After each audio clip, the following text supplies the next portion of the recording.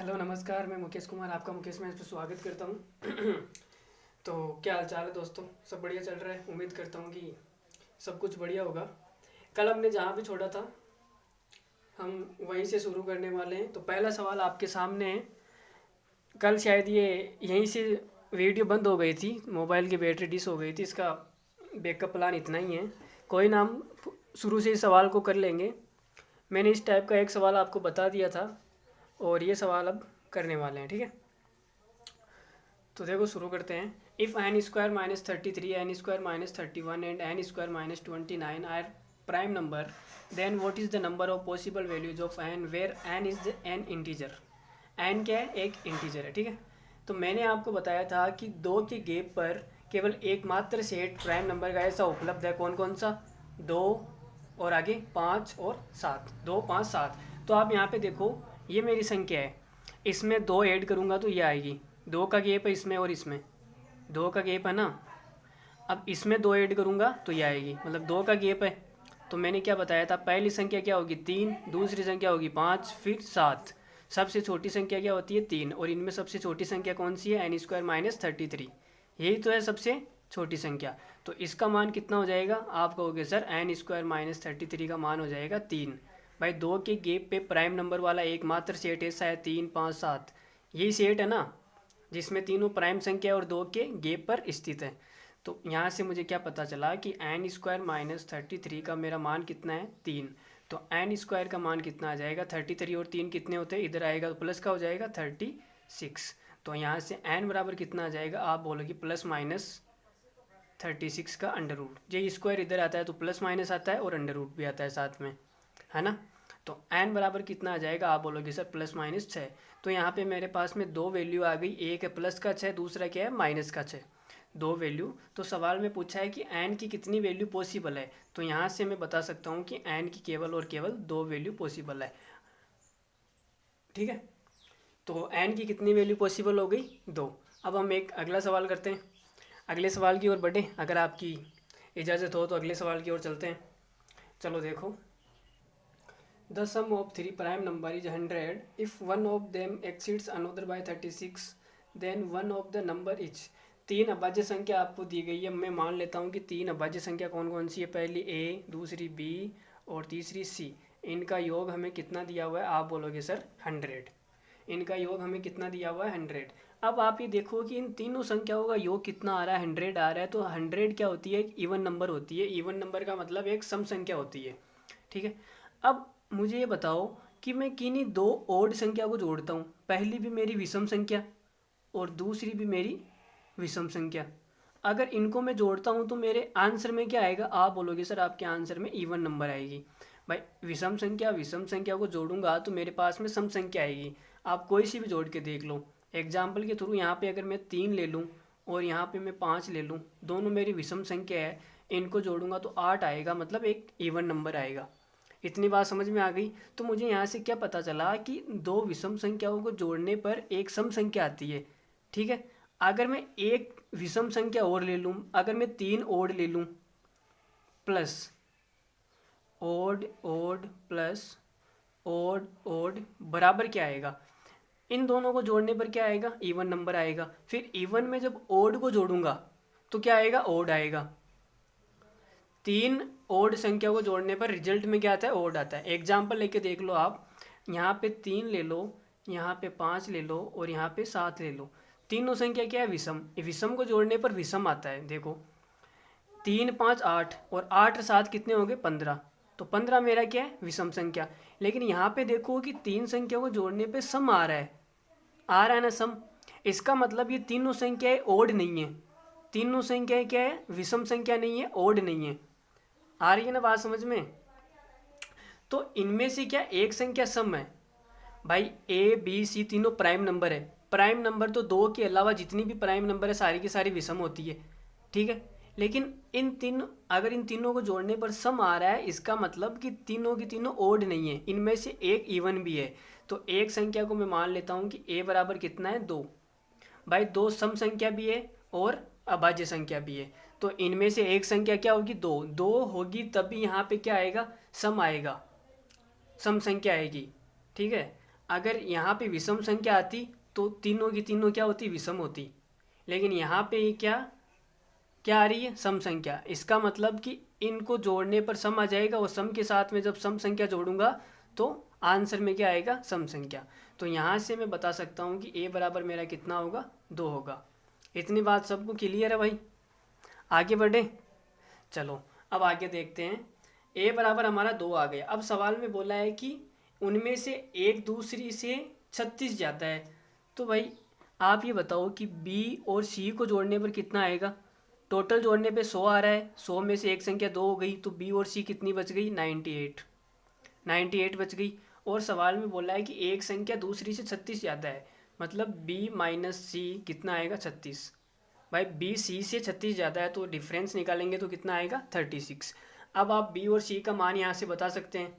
यहाँ पे कुछ लोग इसको जोड़ के फिर यहाँ से 2b निकालेंगे, फिर c निकालेंगे, ऐसे करेंगे, लेकिन मैं ऐसा नहीं करने वाला। मैं आपको एक बढ़िया तरीका बताता हूँ। देखो 2 आदमी हैं, एक है b और एक है c। चलो ये 2 मेहमान हैं, आपके घर आते हैं। भाई आपके घर आते हैं ना, किसी मेहमान के साथ में उसका दोस्त आ जाता है, आता है, तो जो मेहमान होता है उसे तो ज़्यादा पैसे देने होते हैं, और जो छोटा होता है या जो उसके साथ आया उसे कम पैसे देते हैं। तो मम्मी क्या करती है कि अब देखो डिफरेंस 36 का रखना है हमें, ठीक है। तो मम्मी क्या करेगी, 36 रुपये इस बड़े मेहमान को या जो खास मेहमान है इसको पहले ही दे देगी, भाई ले तो 36 रुपये पकड़ पहले ही, ठीक है। टोटल देने कितने, 98, दोनों को मिला के 98 रुपये देने हैं, जिसमें से 36 इसको ज़्यादा देने हैं। तो मैंने इसको 36 पहले ही दे दिया, भाई ले पकड़। मम्मी ने इसको 36 पहले ही पकड़ा दिया। अब मेरे पास में बचा कितना, तो आप बोलोगे सर 8 में से 6 गया 2 और 9 में से 3 गए तो कितने बचे, 6, 62 रुपये बच गए मेरे पास, 62। अब 62 में से मुझे क्या करना है, आधा आधा दे देना है। भाई इसको भी मैंने 31 दे दिया और इसको भी मैंने 31 दे दिया। तो इसके पास अब देखो डिफरेंस 36 का आ रहा है, इसके पास 31 है और इसके पास 31 और 36 दोनों है। तो इसके पास टोटल कितने रुपए आएंगे, 6 एक 7 67, और इसके पास टोटल कितने आएंगे, 31। तो यहाँ से तीनों मान हमारे पास आ गए। ए का मान कितना आया, 2, बी का मान आया 67 और सी का मान 31। तो तीनों नंबर हमारे पास में आ गई। यही सवाल का आंसर है। अब भाई अगला सवाल पे बढ़ें। अरे समझ में मज़ा आया नहीं आया, आ गया। चलो देखते हैं अगला सवाल।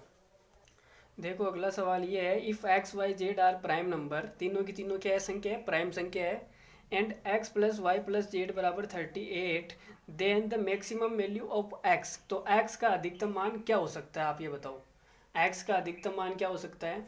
तो आप यहाँ पे ये देखो कि x plus y plus z बराबर आपको कितना दिया हुआ है, 38।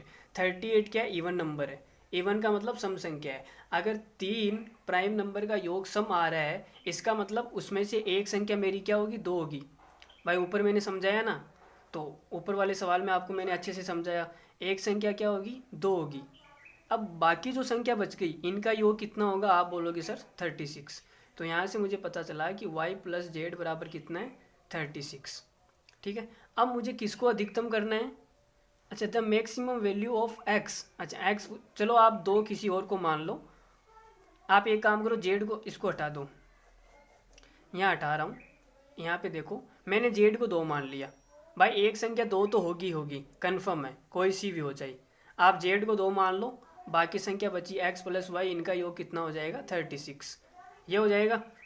अब आपको क्या करना है कि x को अधिकतम करना है। x को अधिकतम करने के लिए योग 36 होना चाहिए। आप 36 के आसपास की कोई वो प्राइम नंबर देखो कौन सी है, तो 35 नहीं है, 34 भी नहीं है, 33 भी नहीं है, बट 31। 31 क्या है, तो x को मैं 31 मान लेता हूँ और y को कितना मानूँ, 5 मानना पड़ेगा। तो आप ये देखो ये भी क्या है, प्राइम नंबर है, और ये भी क्या है, प्राइम नंबर है। तो x का अधिकतम मान कितना हो सकता है, 31। यही सवाल का आंसर है। अब आप यहाँ पे एक चीज़ लिख लो, मैंने आपको इस बात पे 2 सवाल करवा दिए। अब आप इस चीज़ को रट लो। यदि यहाँ पे लिखो if sum of 3 distinct number, distinct number क्या, आप यहाँ पे प्राइम नंबर लिख लेना, डिस्टिंक्ट प्राइम नंबर, यदि किन्हीं 3 अलग अलग, डिस्टिंक्ट का मतलब होता है अलग अलग अभाज्य संख्याओं का योग prime number is even number, is even number, यदि सम संख्या होती है, then it is very must,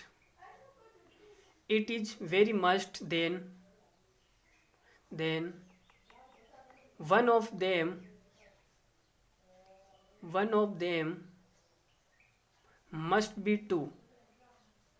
If sum of three distinct prime number is even number, यदि किन्हीं तीन अभाज्य, डिस्टिंक्ट का मतलब अलग अलग, अभाज्य संख्याओं का सम का मतलब योग एक इवन नंबर है, तो then it is very must, then one of them must be two. तो इसमें से क्या होगी, एक संख्या दो होगी, ये कन्फर्म बात है, दो होगी। हिंदी मीडियम वाले लिख लो, यदि किन्हीं तीन अलग अलग अभाज्य संख्याओं का योग एक सम संख्या होती है, तो उन तीनों में से एक संख्या दो जरूर होगी। मस्ट बी टू, मस्ट का मतलब कन्फर्म है, ठीक है। तो ये क्या है, दो होगी। ये बात लिख ली आपने भाई। इस बात पे मैंने आपको दो सवाल करवा दिए ना। चलो अगला टॉपिक देखिए फिर। अरे भाई समझ में आया नहीं आया? समझ में आया तो शेयर कर दीजिए वीडियो को जल्दी से जल्दी। अब अगला हम पढ़ेंगे को प्राइम नंबर। अगला हम किसी बारे में पढ़ेंगे, इस पेज पे जगह भी नहीं बची है। चलो अगला पेज ले लेते हैं। देखो को प्राइम नंबर या रिलेटिवली प्राइम नंबर, को प्राइम नंबर को हिंदी में बोलते हैं हम सहभाज्य संख्या। तो को प्राइम नंबर क्या होती है, ये होती है set of two prime number. यहाँ पे आप फर्स्ट पॉइंट लगा के लिख लो, set of two prime number. Set of two prime number, आपको दो संख्या दी जाएगी जिनका एचसीएफ कितना होता है, को प्राइम नंबर का एचसीएफ कितना होता है, एचसीएफ होता है 1। एचसीएफ का मतलब कि उनमें कॉमन क्या है, कॉमन है 1। एलसीएम एंड एचसीएफ आपने पढ़ा होगा, तो एचसीएफ मैंने उसमें बहुत अच्छे से पढ़ा रखा है, नहीं पढ़ा तो आप जाके वीडियो देख सकते हैं, ठीक है। तो एचसीएफ कितना होता है 1। जैसे एग्जाम्पल के लिए मैं आपके पास में लूँ 3 और 5। पहला एग्जाम्पल देखो 3 और 5, 3 और 5। तो 3 और 5 का एचसीएफ कितना आएगा 1। और ये दोनों के दोनों क्या है भाई, दो संख्या है ना, set of two prime number. ये तो इसमें बोला है दोनों की दोनों क्या है, प्राइम नंबर है, तो इनका एचसीएफ कितना आ गया 1। अगला अगर मैं एग्जाम्पल लूँ, आप देखो 5 और 7। 5 और 7 का एचसीएफ कितना है 1, तो ये क्या है, को प्राइम नंबर। एक एग्जाम्पल और देख लो 11 और 13 का, इनमें एचसीएफ कितना आएगा 1, और ये क्या है, दोनों के दोनों प्राइम नंबर है, ठीक है। कोई दिक्कत नहीं है यहाँ तक? अरे भाई ठीक है ना, बिल्कुल बढ़िया चल रहा है। चलो ये तो क्या हो गई हमारी को प्राइम नंबर। को प्राइम नंबर और रिलेटिवली प्राइम नंबर दोनों सेम ही होती है। एनसीईआरटी में तो इन्हें सेम ही दे रखा है, लेकिन ये सेम होती नहीं है। रिलेटिवली प्राइम नंबर आपको मैं बता देता हूँ। देखो को प्राइम नंबर में तो ये दो सेट आ रहा है ना, इसमें दोनों प्राइम संख्या है। ये देखो 3 और 5 प्राइम है, 5 और 7 प्राइम है, 11 और 13 प्राइम है। लेकिन रिलेटिवली प्राइम नंबर में क्या होगा, जैसे मैंने ले लिया 9 और 11, ये मेरी क्या है, रिलेटिवली प्राइम नंबर है। रिलेटिव प्राइम नंबर का एचसीएफ तो 1 आता है, इनका एचसीएफ तो 1 है, लेकिन 9 क्या है, प्राइम नंबर नहीं है। 9 प्राइम नंबर नहीं है ना, कंपोसाइट नंबर है। तो ये मेरा क्या हो जाएगा, रिलेटिवली प्राइम नंबर। समझे? जैसे मैं एक एग्जांपल लूँ, एक एग्जांपल ले लो आप 25 और 6 का। तो 25 क्या है, प्राइम नंबर नहीं है, लेकिन इनका एचसीएफ कितना आएगा 1। तो ये क्या है, रिलेटिवली प्राइम नंबर। तो ये दो एग्जांपल मैंने आपको रिलेटिवली प्राइम नंबर के बता दिए, और ये तीन एग्जांपल मैंने आपको को प्राइम के बता दिए, ठीक है। अगर आप ज़्यादा कंफ्यूज हो रहे हो तो आप इतना ध्यान रखो कि को प्राइम नंबर हो चाहे रिलेटिवली प्राइम नंबर हो, एचसीएफ कितना आएगा, हमेशा 1, बस। और कुछ याद नहीं करना। अगर आपको नहीं समझ में आ रहा है तो कुछ ज़्यादा सोचने की ज़रूरत है नहीं, आप इतना याद रखो कि एचसीएफ कितना आएगा 1। चाहे को प्राइम हो चाहे रिलेटिवली प्राइम हो, एचसीएफ हमेशा 1 आएगा, ठीक है। समझ में आई बात? तो इस पे एक सवाल कर ले अब। चलो देखो, if p and q are relatively prime number and p plus q बराबर 12, p less than q, how many pairs are possible for p q. तो देखो आपको पी प्लस क्यू कितना दिया है 12। यहाँ पे मैं लिख रहा हूँ पी और यहाँ पे मैं लिख रहा हूँ क्यू। तो पी जो है क्यू से छोटा होना चाहिए और दोनों का योग कितना होना चाहिए 12। तो पहली संख्या में लेता हूँ यहाँ पे 1 और 1 के साथ में 11, 11 और 1 12 हो जाएगा, कोई दिक्कत नहीं है। यहाँ पर आप ले लो 2 3 4 5, 2 के साथ में यहाँ पे कितना आएगा 10, 3 के साथ में 9, 4 के साथ में 8, 5 के साथ में 7, 12 हो रहा है ना योग, 1 11 12, ये भी 12 12 12, सब 12। अब यहाँ पे मैं 6 नहीं ले सकता, क्यों 6 लूँगा और यहाँ पर भी 6, तो P और Q बराबर हो जाएंगे। लेकिन सवाल में हमें कंडीशन दी है P हमेशा Q से छोटा है, तो P छोटा ही है, देख लो आप, P Q से छोटा ही है। अब ये दिया है कि relatively prime number, relatively prime number का मतलब होता है एचसीएफ कितना आना चाहिए 1, तो 1 और 11 का एचसीएफ कितना है 1, तो ये हमारा एक पेयर बन जाएगा। 2 और 10 में कॉमन आ रहा है, एचसीएफ कितना होगा 2, तो ये हमारा पेयर नहीं होगा, समझे। 3 और 9 का एचसीएफ कितना आएगा 3, तो ये भी रिलेटिवली प्राइम नंबर नहीं है, तो हटा दो। 4 और 8 का एचसीएफ कितना आएगा, आप बोलोगे सर ये भी एचसीएफ 1 नहीं है, हटा दो। 5 और 7 का एचसीएफ कितना है 1, तो एक पेयर ये पॉसिबल हो जाएगा, ठीक है।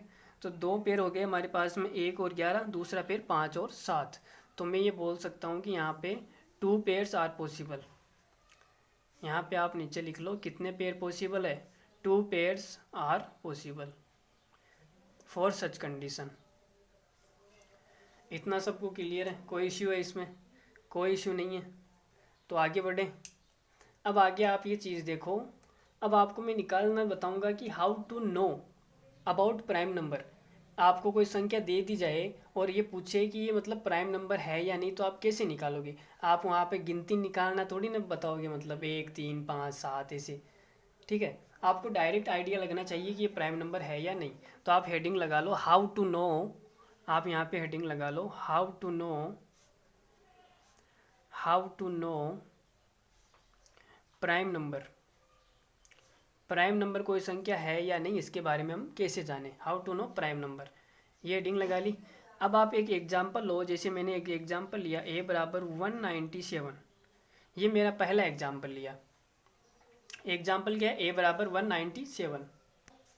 इसके लिए आप एक कंडीशन लिख लो कि n square greater than equals to a।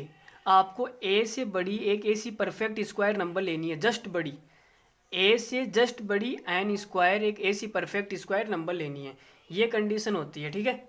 इसके लिए अब एक देखो, ये एग्जांपल लिया हमने a बराबर 197, तो यहाँ a का मान कितना है 197, तो मुझे n का मान कितना लेना पड़ेगा। अगर मैं 14 का स्क्वायर लूँ वो होता है 196, तो भाई 196 197 से बड़ा थोड़ी ना है, नहीं है ना, छोटा है।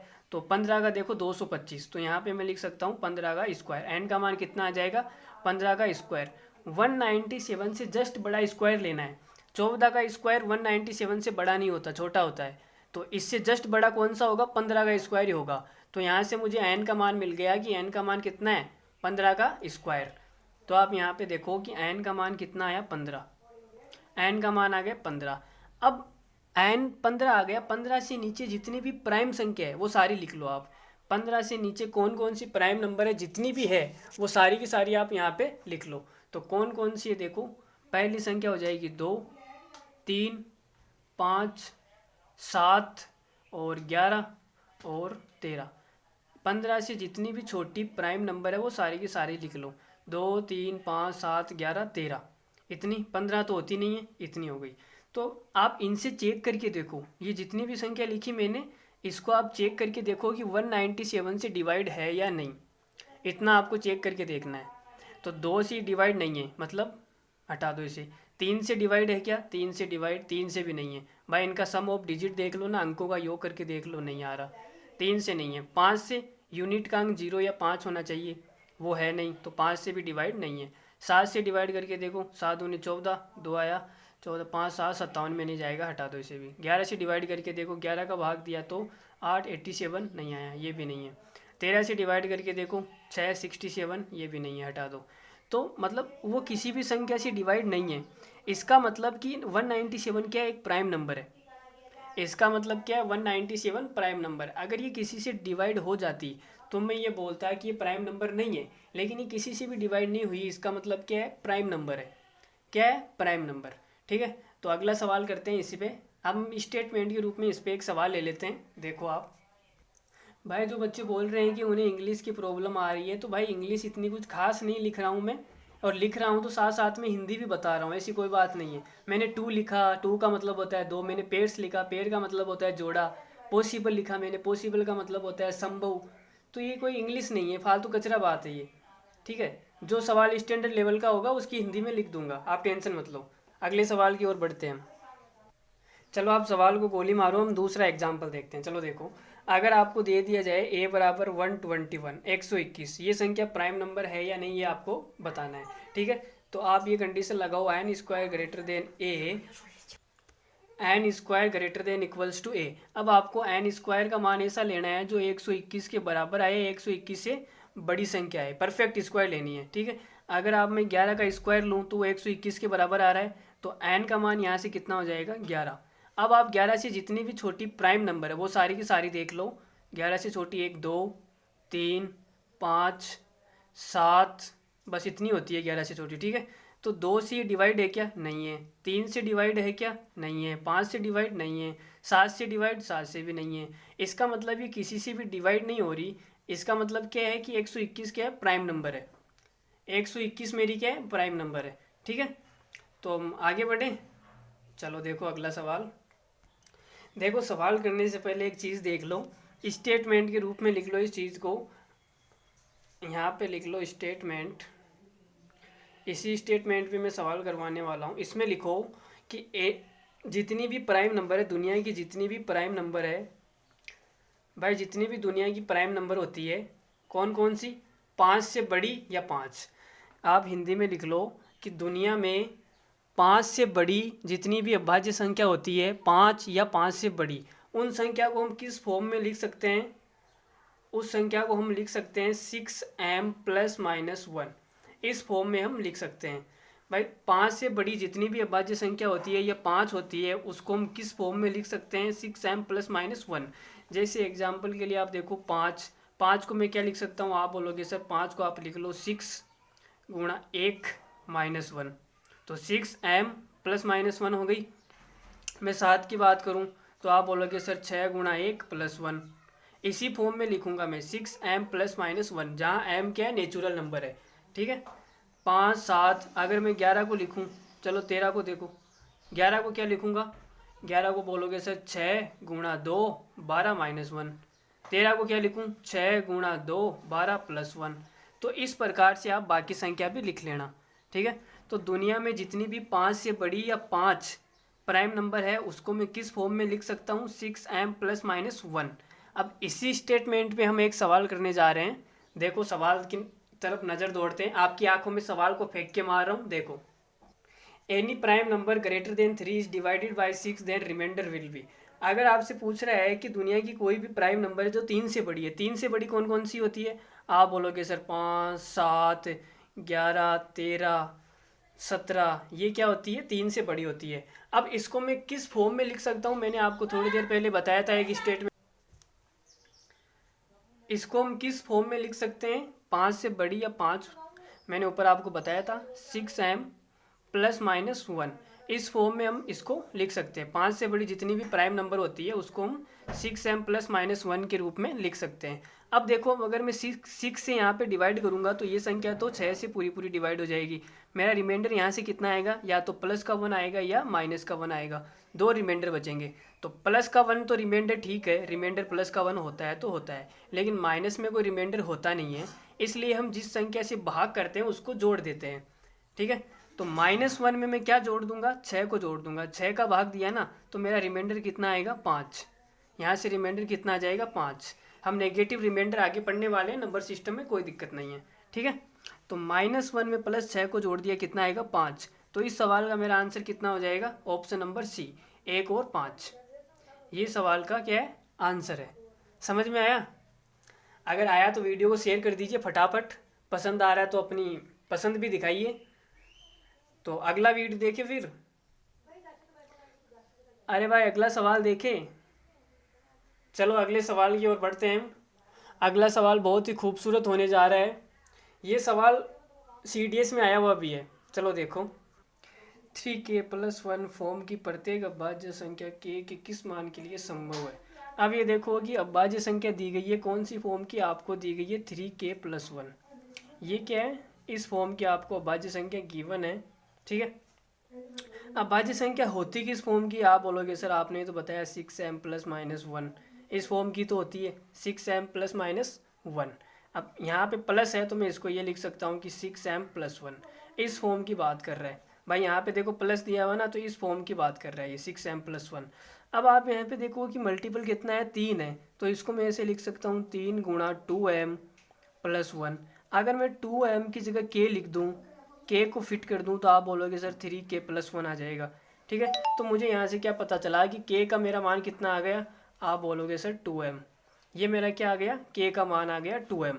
तो m की जगह मैं कितना भी रख दूँ, 2 से गुणा होने के बाद में वो क्या बन जाएगी, सम संख्या बन जाएगी। बनेगी या नहीं बनेगी, तो k का मान हमेशा क्या होगी, सम संख्या होगी। तो दुनिया में जितनी भी इवन नंबर है सम संख्या, वो सारी की सारी हम k के लिए रख सकते हैं। यहाँ पे पूछा ना k के किस मान के लिए, तो k इवन नंबर के लिए ये कंडीशन पॉसिबल है, 3k + 1 एक अभाज्य संख्या होगी, ठीक है। ये सवाल समझ में आ गया। अब हम एक नए वर्गीकरण की तरफ बढ़ रहे हैं, क्लासिफिकेशन। हमने सारा क्लासिफिकेशन देख लिया है, इंटीजर का क्लासिफिकेशन देखना बाकी है। इंटीजर का क्लासिफिकेशन भी कर देते हैं। इंटीजर 2 भागों में बांटेंगे, इवन इंटीजर और ऑड इंटीजर, सम संख्या और विषम संख्या में, ठीक है। तो देखो अगला देखते हैं हम इंटीजर का क्लासिफिकेशन।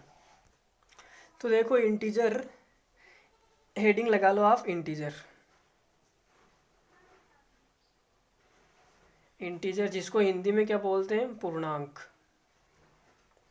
इसके हम 2 पार्ट करने वाले हैं। कौन कौन से, पहला पार्ट तो होगा हमारा इवन इंटीजर, इवन इंटीजर, और दूसरा हमारा होगा ऑड इंटीजर, ऑड इंटीजर।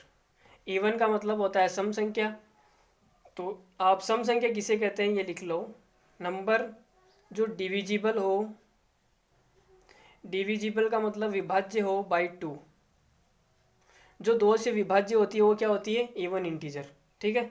और इनका यूनिट डिजिट क्या होना चाहिए, यूनिट डिजिट का मतलब इकाई का अंक क्या होना चाहिए, इनका यूनिट डिजिट होना चाहिए 2 से डिवाइड है, इसका मतलब 0 हो सकता है, 2, 4, 6, 8, यहाँ तक कुछ भी हो सकता है।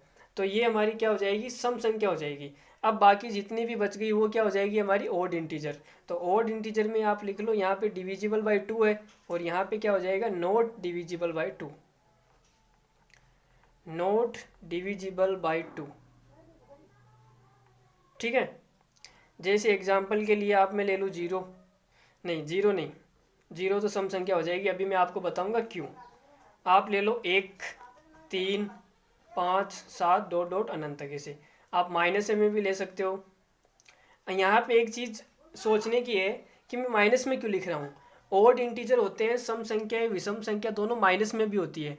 मैं आपसे पूछूँ 2 सम संख्या, माइनस का 2 विषम संख्या, ये सम और विषम ये माइनस में भी होती है, लेकिन जो प्राइम नंबर है, जो अभाज्य संख्या है, वो माइनस में नहीं होती, वो केवल पॉजिटिव ही होती है, ठीक है। ये बात आप ध्यान रखना, अभी मैं आपको बता दूंगा। तो इसमें सारी आ गई माइनस इन्फानाइट से लेके प्लस इन्फानाइट तक, ठीक है। और यूनिट डिजिट मैंने आपको ये बता दिया। आप यहाँ पे 0 के बारे में लिख लो, 0 क्या है, एक इवन नंबर है। 0 क्या है, एक हमारा इवन नंबर है, 0 एक सम संख्या है। अब 0 एक सम संख्या क्यों होती है ये भी मैं आपको बताऊंगा। इससे पहले आप 2-4 प्रॉपर्टी जान लो नंबर्स की। आप यहाँ पे लिख लो even odd properties, even odd properties. इनके गुण धर्म क्या है, प्रॉपर्टीज का मतलब होता है गुण धर्म। इनके गुण धर्म क्या है, तो गुण धर्म 3 गुण धर्म बताऊंगा मैं आपको, पहला, दूसरा और तीसरा। अगर मैं यहाँ पे देखो इवन संख्या और दूसरी भी इवन संख्या, 2 सम संख्याओं को जोड़ता हूँ तो मेरा रिजल्ट क्या आएगा, आप बोलोगे सर इवन नंबर, ठीक है। अगर मैं 2 ओड संख्या, अगर मैं 2 ओड संख्या को जोड़ता हूँ तो मेरा रिजल्ट क्या आएगा, वो भी क्या आएगा, इवन नंबर, इवन नंबर ही तो आएगा। अगर मैं एक इवन नंबर और दूसरी ओड नंबर, एक सम संख्या दूसरी विषम संख्या को जोड़ता हूँ तो मेरा रिजल्ट क्या आएगा, वो भी विषम संख्या आएगी। ये 3 प्रॉपर्टीज आप देख लो। इस प्रॉपर्टीज के आधार पर मैं 0 को क्या साबित करने वाला हूँ, क्या बताओ, क्या साबित करने वाला हूँ, इवन नंबर साबित करने वाला हूँ, ठीक है। तो देखो, अब देखो आप, मैं एग्जांपल ले रहा हूँ पहली प्रॉपर्टी। पहली प्रॉपर्टी को देखो, यहाँ पे लिख लो आप इवन प्लस इवन बराबर इवन। अब यहाँ पे मैं मान लेता हूँ कि जीरो मेरी क्या है, विषम संख्या है। मैंने आपको बताया कि ओड संख्या है, लेकिन मैं मान लेता हूँ कि जीरो मेरी क्या है, विषम संख्या। जीरो मेरी क्या है, विषम संख्या। अगर मैं इवन नंबर ले रहा हूँ, यहाँ पे इवन नंबर मैंने 2 लिया और इवन नंबर मैंने माइनस को 2 लिया, इनको जोड़ूंगा तो मेरा क्या आएगा, जीरो। लेकिन यहाँ पे क्या है, मैंने माना क्या है, जीरो को विषम संख्या, लेकिन जीरो आ क्या रहा है, इवन नंबर। ठीक है, तो इसका मतलब ये प्रॉपर्टी गलत हो गई, लेकिन प्रॉपर्टी गलत नहीं हो सकती। इसका मतलब जो हमने माना है वो गलत माना है। ठीक है, चलो एक एग्जांपल और ले लेते हैं दूसरी प्रॉपर्टी के थ्रू। अगर मैं ओड और ओड को जोड़ता हूँ तो मेरा कितना आएगा, आप बोलोगे सर आपका इवन आएगा। तो आप ओड को जोड़ो, ओड मैंने माइनस का 3 ले लिया और ओड मैंने प्लस का 3 ले लिया, इनको जोड़ूंगा तो कितना आएगा, जीरो आएगा। तो जीरो क्या आ रहा है यहाँ पे, आप बोलोगे सर इवन नंबर आ रहा है, लेकिन मैंने माना क्या था, जीरो को विषम माना था, ओड माना था। तो ये प्रॉपर्टी गलत हो गई, लेकिन प्रॉपर्टी गलत नहीं हो सकती। चलो तीसरी प्रॉपर्टी ले लेते हैं यार, इसमें क्या है, इवन प्लस ओड बराबर क्या आना चाहिए, ओड। ये हमारी तीसरी प्रॉपर्टी है। ओड में मैं क्या ले लेता हूँ, ओड में मैं ले लेता हूँ माइनस का 3। ओड में मैंने क्या लिया, माइनस का 3। और इवन में क्या लूँ, इवन में मैं ले लेता हूँ, इवन में क्या लूँ यार, अच्छा ओड। एक काम करो आप, ओड आपने विषम को क्या मान, जीरो को क्या माना, विषम माना, तो आप ओड को यहाँ जीरो ले लो। यहाँ आपने जीरो ले लिया, ठीक है, जीरो। और इवन के अंदर आपने सम संख्या ले ली 2, इनको जोड़ने पर कितना आएगा, 2। तो 2 क्या विषम संख्या होती है क्या, ओड नहीं आ रहा ना, मतलब ये प्रॉपर्टी भी हमारी गलत हो गई, ऊपर वाली भी गलत थी। तो ये तीनों प्रॉपर्टी गलत हो गई। किसको, किस लिए गलत हुई, जब हमने जीरो को क्या विषम मान लिया, तब ये तीनों प्रॉपर्टी क्या हो गई, गलत हो गई। गलत हो गई ना, लेकिन प्रॉपर्टी गलत नहीं हो सकती। इसका मतलब जो हमने माना था वो गलत मान लिया। चलो कोई बात नहीं, प्रॉपर्टी गलत नहीं हो सकती, हमने जो गलत माना उसको सही मान लेते हैं। मैं एक काम करता हूँ, जीरो को मैं क्या मान लेता हूँ, सम मान लेता हूँ। मैंने जीरो को सम मान लिया, अब कोई दिक्कत नहीं है, अब तो सही मान रहा हूँ। चलो प्रॉपर्टी चेक करते हैं। देखो इवन प्लस इवन बराबर क्या आना चाहिए, इवन आना चाहिए। जीरो और 2 बराबर कितना आएगा, 2। तो ये प्रॉपर्टी तो सही हो गई भाई, जीरो इवन नंबर है और 2 भी इवन नंबर है, रिजल्ट में क्या आएगा, इवन नंबर। ये प्रॉपर्टी क्या है, सही है। चलो दूसरी प्रॉपर्टी की ओर देखते हैं। ओड प्लस ओड बराबर क्या आएगा, इवन। इवन आएगा। ओड में आप ले लो माइनस का 3 और यहाँ ओड में ले लो प्लस का 3, तो जुड़ जाएगा, कितना आएगा, जीरो। जीरो इवन नंबर होता है, मतलब ये प्रॉपर्टी भी सही है। अगली प्रॉपर्टी आप लो, कौन सी लो, इवन इवन हो गई, ओड ओड हो गई, इवन ओड ले लो। इवन प्लस ओड बराबर में क्या आना चाहिए, इवन और ओड को जोड़ने पर ओड आना चाहिए। इवन के अंदर में क्या लूँ, जीरो। ओड के अंदर क्या लूँ, 3। कुछ भी ले लो आप ओड संख्या, यहाँ रिजल्ट में क्या आएगा, 3। तो ये प्रॉपर्टी भी हमारी सही हो गई। इसका मतलब जो हमने ये माना, ये सही माना, बिल्कुल फैक्ट है। तो इसका मतलब जीरो क्या होती है, एक सम संख्या होती है। मैंने आपको इसका प्रूफ भी बता दिया। अब अभी तक किसी को कोई डाउट है क्या, नहीं है। चलो आगे देखते हैं। अब आप कुछ प्रॉपर्टी और लिख लो कि ये इवन इवन को गुणा करने पर क्या आता है। मैं आपको लिखा देता हूँ दूसरे पेज पे, ये पेज तो भर चुका है। ये 3 प्रॉपर्टी है गुणा वाली, ये भी आप लिख लो। इवन को जब इवन से गुणा करते हैं तो रिजल्ट में कौन सी संख्या आती है, वो भी इवन आती है। जब इवन संख्या को ओड संख्या से गुणा करते हैं तो इवन संख्या आती है, और ओड को ओड से गुणा करते हैं तो ओड आती है। यह आपको पता होना चाहिए, बाकी एग्जाम में कहीं पूछेंगे नहीं, बात बेसिक नॉलेज के लिए, ठीक है। तो अब हम बात कर लेते हैं किसी परफेक्ट नंबर क्या होता है। किसके बारे में बात करने वाले हैं, परफेक्ट नंबर क्या होता है, पूर्ण संख्या क्या होती है, परफेक्ट नंबर। तो देखो परफेक्ट नंबर क्या होता है, आप हेडिंग लगा लो परफेक्ट नंबर, छोटी सी कोने में हेडिंग लगा लो आप परफेक्ट नंबर। मैंने तो इतनी बड़ी हेडिंग लगाई है परफेक्ट नंबर। परफेक्ट नंबर आप हेडिंग लगा लो, लगा ली।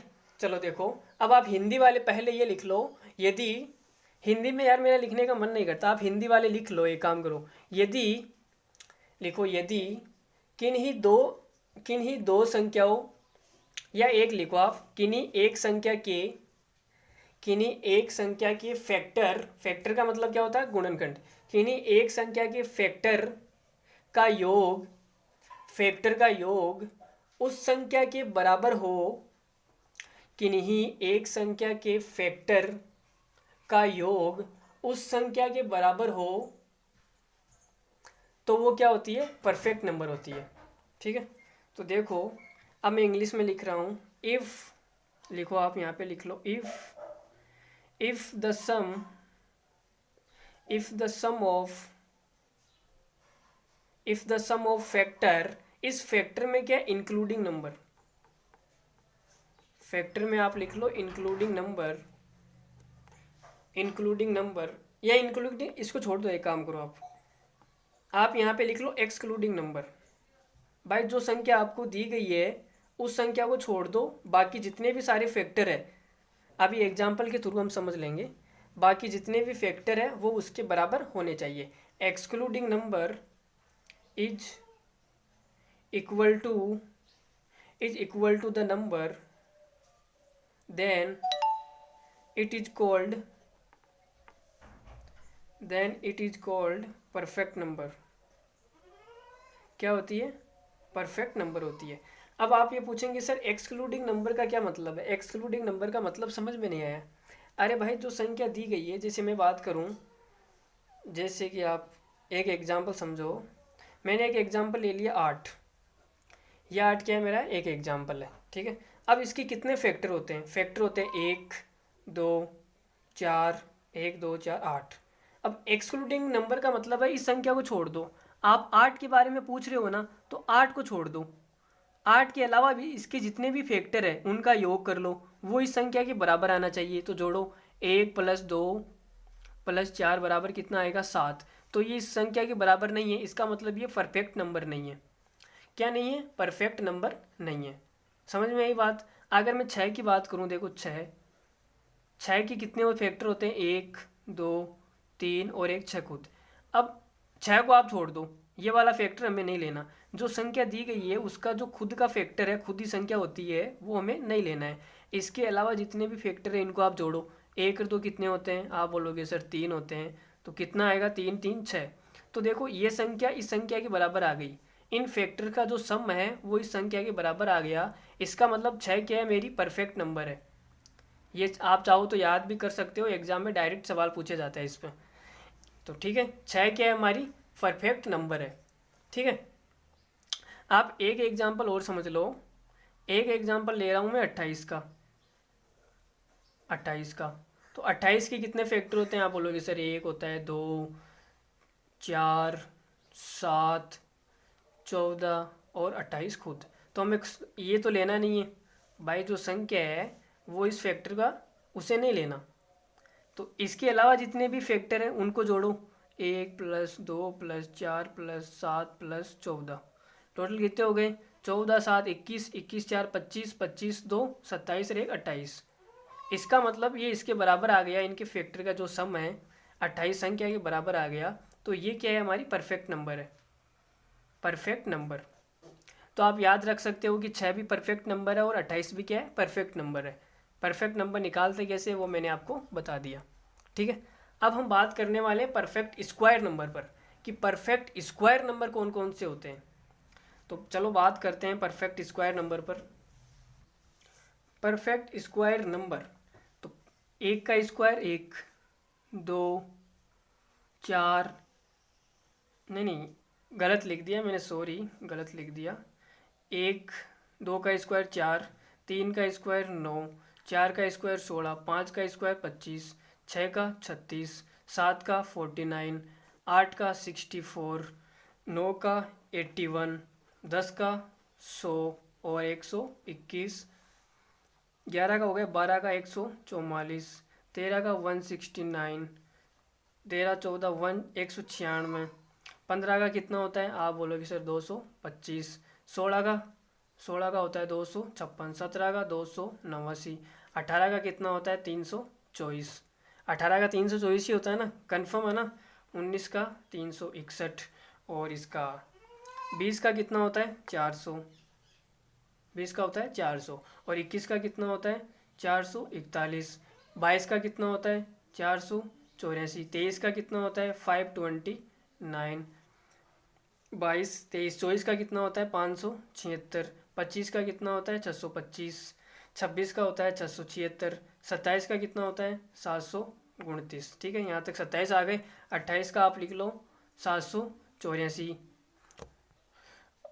28 तक आ गए। 29 का कितना होता है भाई, 29 का स्क्वायर करके बताओ कितना होता है फटाफट। 29 9 से गुणा किया तो आया 1, 29 9 चौक 36 4 1 7 + 8 841, ठीक है। आप 29 का स्क्वायर करके देख लेना, 841 ही आएगा, ठीक है। तो ये मेरे क्या हो गए, सारे परफेक्ट स्क्वायर नंबर हो गए। मैंने 29 तक ही लिखा, आप 30 का और लिख लो, लिखना चाहो तो। 30 का कितना होता है 900, इसमें कोई बड़ी बात नहीं है। तो यह आपने लिख लिए। अब इन पे बेस्ड मैं आपको कुछ ऐसे मतलब पॉइंट बताने वाला हूँ जो आपको बहुत काम आने वाले हैं, डायरेक्ट सवाल करने में बहुत काम आएंगे। तो आप ऐसे पॉइंट लिखने के लिए बिल्कुल तैयार हो? चलो लिखो। पहला पॉइंट लगाओ आप। पहला पॉइंट ये लिखो कि 9 से डिवाइड करने पर 9 से डिवाइड करने पर 9 से डिवाइड करने पर जो रिमाइंडर आता है 9 से किसे डिवाइड करोगे, परफेक्ट स्क्वायर नंबर को डिवाइड करने पर। इसमें आप पूरी बात लिख लेना, जब किसी परफेक्ट स्क्वायर नंबर को 9 से डिवाइड किया जाता है तो रिमाइंडर कितना आता है, रिमाइंडर आता है 1407। ऐसे याद कर लेना आप इसे, 1407। 9 से जब किसी परफेक्ट स्क्वायर नंबर को भाग दिया जाता है तो रिमाइंडर कितना बचता है 1407। देखो, एक को आप 9 से भाग दो कितना आएगा, आप बोलोगे सर एक आएगा, एक आएगा। 4 को आप 9 से भाग दो कितना आएगा, 4 आएगा। रिमाइंडर की बात कर रहा हूँ। आप 9 को 9 से डिवाइड करो, रिमाइंडर कितना आएगा, 0 आएगा। आप 16 को 9 से डिवाइड करो, रिमाइंडर कितना आएगा, आप बोलोगे सर 7 आएगा, 7 आएगा। अब आप किसी को भी डिवाइड करके देख लो, इन्हीं में से कोई एक आने वाला है। 25 को आप डिवाइड करो 9 से, 18, 7 आ जाएगा। इसको 0, इसको करोगे 9 पंजे 45, रिमाइंडर आ जाएगा 4। इसको करोगे 9 सत्ते 63, रिमाइंडर आ जाएगा 1। तो आप किसी भी परफेक्ट स्क्वायर नंबर, दुनिया में कोई भी परफेक्ट स्क्वायर नंबर है, उसे भाग देने पर रिमाइंडर कितना आता है 1407। ये बात कंफर्म हो गई, क्या आता है रिमाइंडर 1407, ठीक है। तो दूसरा पॉइंट लिखे। अब उससे पहले आप थोड़ा सा ऑब्जर्वेशन करो। देखो, दूसरा पॉइंट लिखने से पहले आप थोड़ा सा ऑब्जर्वेशन करो कि इकाई का अंक क्या हो सकता है। देखो, इकाई का अंक 1 हो सकता है, 4 हो सकता है, 9 हो सकता है, 6 हो सकता है, 5 हो सकता है, 6 हो सकता है, 9 हो सकता है, 4 हो सकता है, 1 हो सकता है, 0 हो सकता है, 1 हो सकता है, 4 9 6 5 6 9 4 1, यही बार बार घूम रहे हैं। देखो, 1 हो सकता है, पहली बात तो इकाई का अंक किसी भी परफेक्ट स्क्वायर का इकाई का अंक 1 हो सकता है, 4 हो सकता है, 9 हो सकता है, 6 हो सकता है, 5 हो सकता है। 5 के बाद क्या आएगा, देखो 5 6 6 तो मेरा आ गया, 6 के बाद 9 भी आ गया, 4 भी आ गया, 1 भी आ गया, 0 नहीं आया, 0 0। अब आप कोई भी उठा के देख लो, इन्हीं में से कोई एक आएगा। इकाई का अंक जो है इन्हीं में से कोई एक आने वाला है।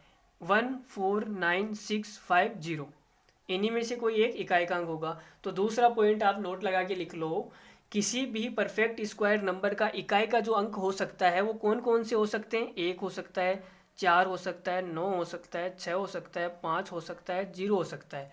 बस इतने हो सकते हैं। अब जो बच गए वो नहीं हो सकते। कौन कौन बच गए, आप बोलोगे सर 2 बच गया, 2 3 भी बच गया, 7 भी बच गया, और क्या बच गया, और 8 भी नहीं है, 8 भी बच गया। तो ये 4 बच गए भाई, 6 अंक तो इधर आ गई, 4 बच गए। तो ये वाले तो इकाई का अंक हो सकते हैं और ये वाला इकाई का अंक नहीं हो सकते। इतनी सी बात आप दूसरे पॉइंट में लिख लो। दोबारा बोलो क्या पॉइंट, अरे देखो, किसी भी परफेक्ट स्क्वायर नंबर का इकाई का जो अंक है 1 4 9 6 5 0 हो सकते हैं, लेकिन 2 3 7 8 नहीं हो सकते। अगर आपको ऑप्शन में दे दिया जाए कौन सी परफेक्ट स्क्वायर नंबर है, वो बहुत बड़ी बड़ी संख्या दे दी जाए, 3 ऑप्शन में तो इकाई का अंक ये दे दे और किसी एक ऑप्शन में इकाई का अंक ये दे दे, तो आप डायरेक्ट उस पर टिक कर सकते हो अगर आपको ये बात पता है तो, ठीक है। तो दूसरा पॉइंट हमारा हो गया। तीसरे पॉइंट की ओर बढ़े। तीसरा पॉइंट मैं आपको समझा देता हूँ, बाकी बढ़ेंगे हम अगले पेज पे। ये पेज भर चुका है। देखो, तीसरा पॉइंट ये बोलना चाह रहा है, इसमें आप यहाँ पे देखो, लास्ट 2 डिजिट की बात कर रहा हूँ मैं। जो लास्ट के 2 डिजिट है आप 24 तक देख लो, 24 का स्क्वायर कितना होता है भाई, 24 कहाँ तक हो जाएगा, 20, 24, 576, यहाँ तक मेरा क्या हो जाएगा, 24 हो जाएगा। ठीक है, अब 1 से 24 तक जितने भी लास्ट के 2 डिजिट आ रहे हैं, 1 से 24 तक जितने भी लास्ट के 2 डिजिट आ रहे हैं वो बाकी रिपीट होते हैं। देखो इसके बाद में रिपीट होने लग जाएंगे। 25 को देखो, 25 किस में आया होगा, 25 225 में आ गया लास्ट का 2 डिजिट। 76 को देखो आप, 76 को 24 में आ गया। आप 29 को देखो, 29 किस में आया होगा, 529 इसमें आ गया। अब ये लास्ट के 2 डिजिट वही आएंगे जो 1 से लगाकर 24 तक जिनके स्क्वायर में है। बात समझ में आई। अगर मैं यहाँ पे देखूँ 84 है, 28 के स्क्वायर में, तो 84 किस में आया होगा, ये देखो 22 के स्क्वायर में आ गया। 41 है, 41 किस में आया होगा, 21 के स्क्वायर में आ गया। आप 00 को देखो, 00 10 के स्क्वायर में भी आ गया, 20 का स्क्वायर में भी आ गया। तो लास्ट के 2 डिजिट वही आएंगे जो 1 से 24 तक होंगे। ठीक है, 1 से 24 के बाद में लास्ट के 2 डिजिट है वो रिपीट होने लग जाते हैं। तो आप ये तीसरा पॉइंट लिख लेना। चलो मैं लिखा देता हूँ, लिखो। तीसरा पॉइंट है ना ये हमारा, तीसरा पॉइंट लिखो। किसी भी परफेक्ट स्क्वायर नंबर, किसी भी परफेक्ट स्क्वायर नंबर के लास्ट टू डिजिट वही होते हैं या सेम होते हैं, एक ही बात है, वही होते हैं जो 1 से 24 तक की नंबर्स, नहीं सॉरी, 1 से 24 तक की परफेक्ट स्क्वायर नंबर के लास्ट 2 डिजिट होते हैं। लास्ट